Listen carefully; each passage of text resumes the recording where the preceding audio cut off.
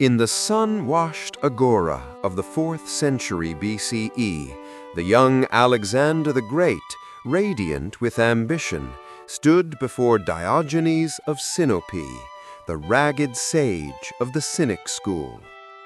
When the conqueror offered the philosopher any boon he desired, Diogenes, half reclined within his barrel, raised his eyes and uttered words that would echo across time. "Move aside, you're blocking my sunlight."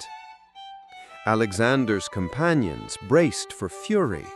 Instead, the Prince of Macedonia murmured, "If I were not Alexander, I would wish to be Diogenes." In that instant, an emperor was disarmed, not by sword or stratagem, but by the tranquil audacity of a man's gaze. This encounter reveals a subtle weapon long employed by the philosophers of antiquity, the gaze as a conduit of intellect, self-mastery, and unspoken dominance. Their eyes were not tools of intimidation, but mirrors of consciousness, revealing the harmony or discord within the soul. For the ancients, to see was to know. Modern neuroscience merely confirms what they intuited millennia ago. When two pairs of eyes meet, entire neural symphonies awaken, stirring cognition and emotion in equal measure. The Stoics, ever scholars of composure, proclaimed that one's gaze was the truest measure of one's spirit. Epictetus advised that a man's evolution could be discerned through his eyes alone, whether they wandered, trembling under emotion, or remained serenely anchored in equanimity.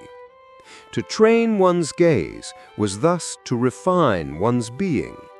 The eyes, windows of the psyche, reflected the temper of the soul. Govern your gaze, and you declare sovereignty over yourself. Socrates, as chronicled by Plato and Xenophon, possessed a gaze both disquieting and magnetic. When he questioned a man, he did not merely look at him, he looked through him.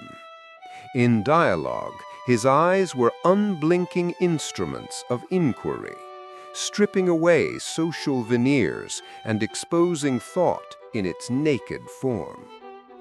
To those intoxicated by rhetoric, his gaze whispered silently, "Your words conceal nothing from truth." His authority emanated not from rank, but from unwavering attention. For when one human truly sees another, without distraction or defensive mask, facades collapse. The soul, momentarily, stands revealed. Modern parallel. When conversing, offer your interlocutor undivided awareness. Let no flicker of your gaze betray impatience or preparation of reply. Attend wholly. Few acts command such gravity or respect. When Diogenes met Alexander's royal eyes, he neither flinched nor postured. His stare was unadorned, serene, steady, and impervious to rank. This was the Cynic gaze, the vision of one unenslaved by appearances, unmoved by gilded illusion. Its potency lay in its indifference. Diogenes's eyes acknowledged no hierarchy. King and beggar alike were mere mortals before his inner freedom. Such composure unsettles the powerful because it dismantles their invisible scaffolds of control. Modern parallel. When facing those draped in status, meet them as equals of spirit, not through defiance, but through quiet parity. A tranquil gaze, absent of awe or hostility, speaks a language that authority rarely hears, yet cannot ignore. The Stoics, from Marcus Aurelius to Epictetus, mastered a gaze that was the embodiment of apeitheia, freedom from emotional captivity. When Epictetus, once a slave, was tortured by his master, onlookers noted that his eyes never faltered. Their steadiness testified that though his body could be broken, his perception remained sovereign. His gaze declared, "My essence lies beyond your reach." The Stoic gaze wields silent command. It cannot be provoked, and therefore cannot be overpowered. Modern parallel. In turmoil or confrontation, let your eyes be the still surface of deep waters. Relax their tension. Observe as if you were studying the scene rather than drowning within it. Composure, once visible, disarms even aggression. Aristotle's eyes were instruments of taxonomy, methodical, patient, unprejudiced. He surveyed phenomena not to judge hastily, but to comprehend wholly. He bestowed attention not on the loftiest voice, but on the most substantial thought. Through this, he redefined authority as the product of discernment, not position. Modern parallel. Let your gaze honor ideas over rank. Attend to insight wherever it blooms. Scan the room. Note energies, silences, currents of attention. Such watchfulness conveys intellect without a word. To Plato, the eyes were gateways to transcendence. Through them, the soul glimpsed the forms, truth beyond shadow. His gaze, ancient biographers tell us, was both penetrating and uplifting, as though fixed on realities invisible to others. When he examined a law or proposal, he saw not its immediate function, but its reflection against the eternal ideal of justice. Thus his glance elevated the mundane toward the metaphysical. Modern parallel. In moments of decision, let your eyes linger beyond the immediate.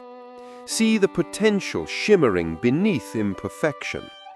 When looking upon others, perceive both who they are and who they might yet become.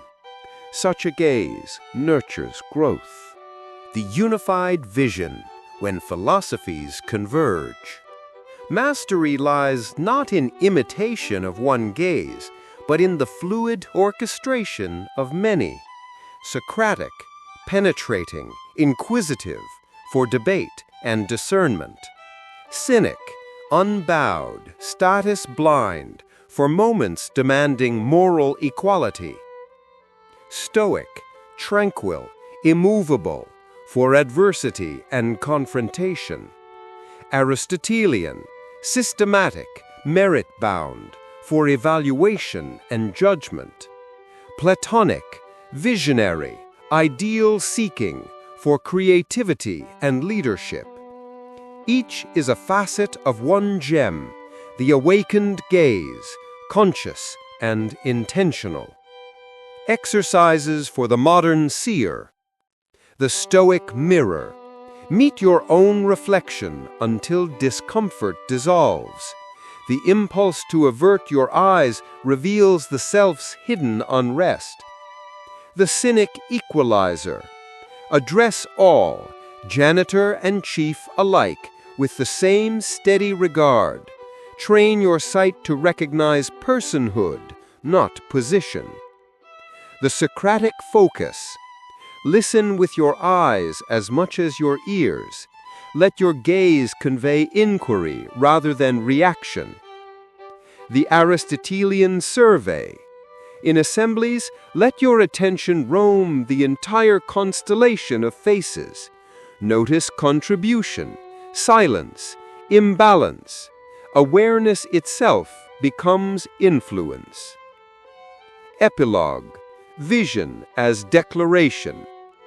The ancients knew mastery begins with perception. How you see the world dictates the world you inhabit. Socrates' gaze taught that attention is the purest power. Diogenes' eyes revealed freedom's defiance. The Stoic stare embodied serenity amid storm. Aristotle's vision made intellect visible. Plato's eyes sought eternity within the present. Your gaze, too, proclaims your philosophy before a word escapes your lips. In an era of fractured focus, the one who truly sees commands an aura rare and magnetic, not through force, but through presence. When you enter a room, remember, before your voice, before your bearing, there is your gaze. It speaks first, and it speaks true. Let it say, not, I seek approval, but I see clearly. Not, I crave control, but I dwell in composure. To master your gaze is to manifest inner authority. That was Diogenes' lesson to Alexander, and it remains the quiet secret of every philosopher who has ever ruled not empires, but themselves.